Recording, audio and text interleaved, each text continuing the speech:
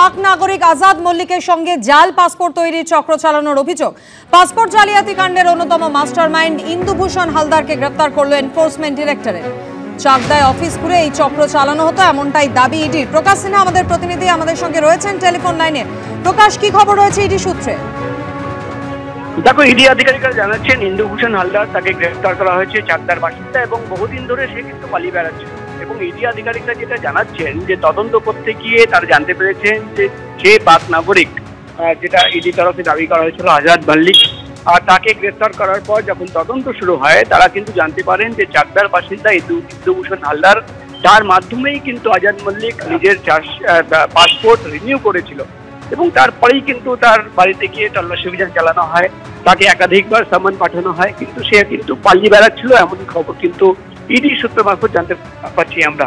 গতকাল তাকে তলব করা হয়েছিল, গতকাল সিজিও কমপ্লেক্সে ইডি দপ্তরে সে আসে এবং ইডি তরফে দাবি করা হচ্ছে যে পাক নাগরিক বা বাংলাদেশি নাগরিকদের যে জাল পাসপোর্ট করে দেওয়ার কাজ হতো, সেখানে কিন্তু ইম্পর্টেন্ট রোল প্লে করতো এই ইন্দুভূষণ হালদার।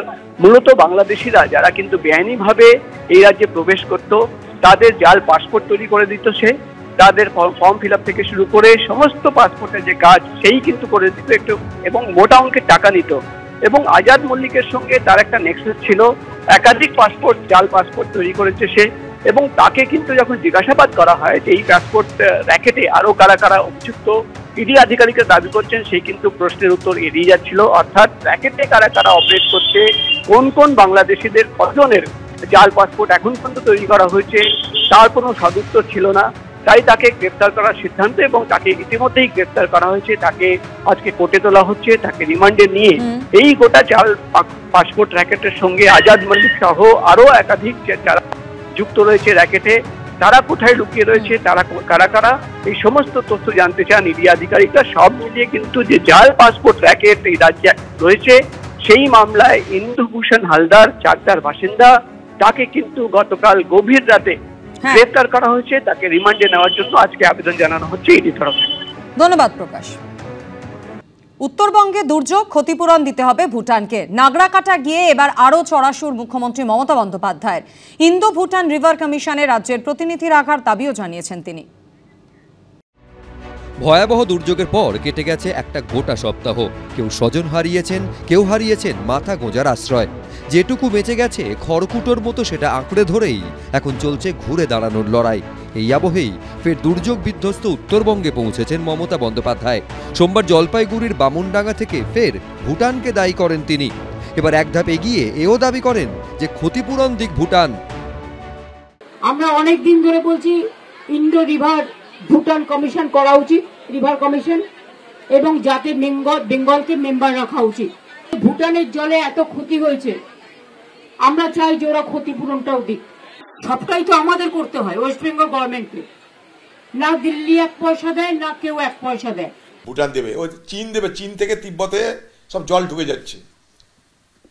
মুখ্যমন্ত্রীকে চীনে যেতে হবে, চীন থেকে জল আসছে, তারপর বলে আকাশে যেতে হবে। আকাশ থেকে জলটা, বৃষ্টিটা হচ্ছে, সেই বৃষ্টির জল আসছে, তাতে আমার বিপদ। এবার বৃষ্টির বিরুদ্ধে লড়তে হবে একসাথে, তাই শুরু হয়ে যাবে। বৃষ্টির বিরুদ্ধে লড়তে হবে একসাথে, স্লোগান দেবে বাংলার মুখ্যমন্ত্রী।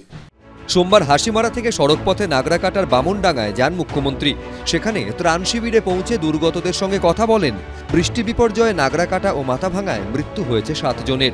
এদিন মৃতদের পরিবারের একজন করে সদস্যের হাতে হোমগার্ডের নিয়োগপত্র তুলে দেন মুখ্যমন্ত্রী। আর আমি বলে গিয়েছিলাম যারা মারা গিয়েছেন তাদের পরিবারকে একটা করে চাকরি দেবো, স্পেশাল হোমগার্ড। আপনাদের এখানে নাগরাকাটার সেই চাকরিটা আমি রেডি করে নিয়ে এসেছি। যাদের বাড়িঘর ভেঙে গেছে তাদের আমরা তৈরি করে দেবো। নাগরাকাটায় বামুনডাঙ্গার টানাটানি ব্রিজ পায়ে হেঁটে পার করেন মুখ্যমন্ত্রী। সেখান থেকে পৌঁছন টুন্ডু চা শ্রমিক মহল্লার ত্রাণ শিবিরে। ত্রাণের তদারকি খতিয়ে দেখেন তিনি। উনি দক্ষিণবঙ্গে বন্যা হলে ডিবিসি, ওদিকে বলেন পাশে বিহার থেকে ঢুকে পড়ছে, এখন বলছেন ভুটান থেকে, নেপাল থেকে ঢুকে পড়ছে। আর এখন যখন আমরা বলছি যে নির্দিষ্টভাবে যারা জমি হারা হলো, কৃষিতে যা ক্ষতি হলো, ঘর হারা হলো, তাদেরকে ক্ষতিপূরণ দিতে হবে, উনি বললেন যে ভুটান সরকার দিক।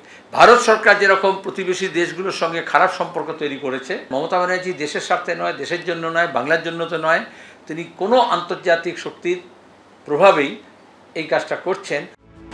বামনডাঙ্গা থেকে মুখ্যমন্ত্রী যান চালসাতে। মঙ্গলবার মিরিখে দুর্গত এলাকা পরিদর্শন করে দার্জিলিংয়ে ফিরবেন মমতা বন্দ্যোপাধ্যায়। আশাবুল হোসেন, এবিপি আনন্দ। নাগরাকাটায় বিজেপি সাংসদ খগেন মুর্মু এবং বিজেপি বিধায়ক শঙ্কর ঘোষের ওপর হামলার ঘটনার প্রতিবাদে সোমবার মালদায় বিক্ষোভ কর্মসূচি নিল বিজেপি। আর সেখানেই ডিএম অফিসে পৌঁছানোর আগেই পুলিশের বাধা পেয়ে চরমে ওঠে উত্তেজনা। বাঁশের ব্যারিকেডে উঠে প্রতিবাদ জানান কেন্দ্রীয় শিক্ষা প্রতিমন্ত্রী এবং বিজেপি সাংসদ সুকান্ত মজুমদার। পুলিশের সামনে ঠেলে ফেলে দেয়া হলো লোহার ব্যারিকেড। পুলিশকে কার্যত ঠেলে সরিয়ে দিয়ে এগিয়ে গেল মিছিল। বাধা পেয়ে বাঁশের তৈরি ব্যারিকেডে উঠে পড়লেন বিজেপি কর্মীরা। বাঁশের ব্যারিকেডে উঠে পড়লেন কেন্দ্রীয় শিক্ষা প্রতিমন্ত্রী ও বিজেপি সাংসদ সুকান্ত মজুমদার। 2 মিনিটও লাগতো না ব্যারিকেড ভাঙতে, কি হতো নাকি না?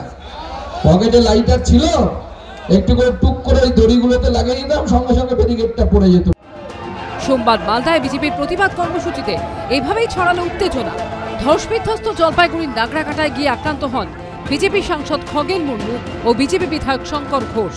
এই ঘটনার প্রতিবাদে সোমবার মালদায় প্রতিবাদ মিছিল এবং ডিএম অফিসের সামনে অবস্থান বিক্ষোভের ডাক দেয় বিজেপি। মালদা টাউন হল থেকে তীরধনুক হাতে মিছিল করেন হবিবপুরের বিজেপি বিধায়ক জুয়েল মুর্মু সহ বিজেপি নেতাকর্মীরা। আদিবাসী জনপ্রিয় নেতা খগেন মুর্মু রাস্তাতে তাকে যেভাবে তৃণমূলের গোন্ডা বাহিনীরা প্রাণে মেরে দেওয়ার জন্যে তারা চেষ্টা করলো এবং তাকে যেভাবে রক্ত ঝরিয়েছে, এই খগেন মুর্মুর রক্ত হবে না ব্যর্থ।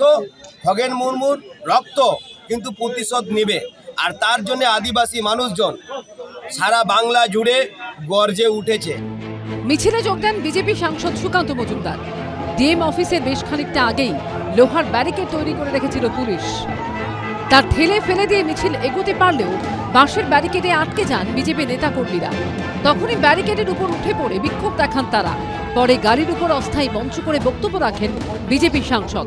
দলীয় সাংসদ বিধায়কের উপর আক্রমণ থেকে রাজ্যের সামগ্রিক পরিস্থিতি নিয়ে মুখ্যমন্ত্রীকে নিশানা করেন তিনি। আমি আমার জলপাইগুড়ির নেতৃত্বকে বলে এসেছি, 1 মাসের মধ্যে সুদে আসলে বদলা মিটিয়ে দিতে হবে, তবে ভারতীয় জনতা পার্টির নাম জনগণ মনে রাখবে। আর যদি পুলিশ দেখতে না পায় আমরা কি করব? ছেড়ে দেব? কি ছেড়ে দেব? এখানকার তৃণমূল কংগ্রেসের জেলা সভাপতি নাম তার বক্সি বলে, খুঁড়ো পুলিশটা সরিয়ে দিয়ে রাস্তায় বেরিয়ে তোমাকে রিক্সাওয়ালা পর্যন্ত জুতো ছুঁড়ে মারবে। একজন কেন্দ্রীয় মন্ত্রী, একজন শিক্ষিত মানুষ যেভাবে বক্তব্য রাখলেন, রাজনৈতিক মূর্খ, যে ধরনের কথাবার্তা তিনি বলছেন, তিনি চ্যালেঞ্জ করছেন যে পুলিশকে যদি বন্ধ হয়ে যায় তাহলে দাঁত কপাটি ভেঙে দিব টিএমসি। আমাদের মাননীয় মুখ্যমন্ত্রী তিনি যদি আমাদেরকে একবার শুধু বলে দেন তো পশ্চিমবঙ্গের বুকে সুকান্তবাবুকেও খুঁজে পাওয়া যাবে না, আর বিজেপিকেও খুঁজে পাওয়া যাবে না। মানুষ শুরু করেছে, ঝাঁটাপিটা করতে শুরু করছে, তারা করতে শুরু করেছে সাধারণ মানুষরা। সব মিলিয়ে বিজেপির প্রতিবাদ কর্মসূচি ঘিরে সোমবার সরগরম মালদা। অভিজিৎ চৌধুরী রিপোর্ট, এবিপি আনন্দ, মালদা।